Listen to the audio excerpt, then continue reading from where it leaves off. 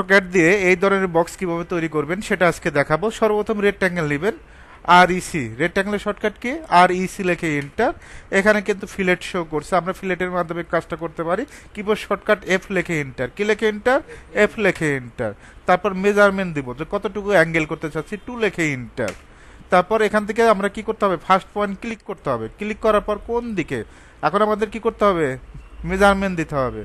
একদিকে আমরা 30 ইঞ্চি নেব, কমা দিব, আর একদিকে 30 ইঞ্চি, অটোমেটিকভাবে রাউন্ড হয়ে যাবে। ঠিক আছে, আমি যদি আবার ক্লিয়ার করে দেই, সর্বপ্রথম কি নিব, আর ইসি রেক্ট্যাঙ্গেল, অথবা আপনি এখানে ডিসপ্লে থেকেও কাজটা করতে পারেন। রেক্ট্যাঙ্গেলে ক্লিক করবেন, ফার্স্ট পয়েন্ট ক্লিক, নাকি না ফিলেটে ক্লিক, ফিলেটে ক্লিক, ফিলেটে ক্লিক করতে হবে।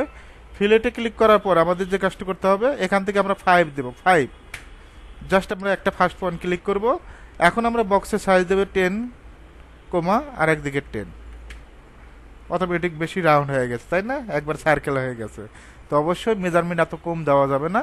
আরেকবার ক্লিয়ার করে দেয়, আর ইসি লিখে এন্টার, আর ইসি লিখে এন্টার। তারপর কি, ফিলেটে ক্লিক, ফিলেটে ক্লিক, তারপর 5 লিখে এন্টার। ফার্স্ট পয়েন্ট একদিকে আমরা নিব 35 ইঞ্চি, কমা আর একদিকে 35 ইঞ্চি।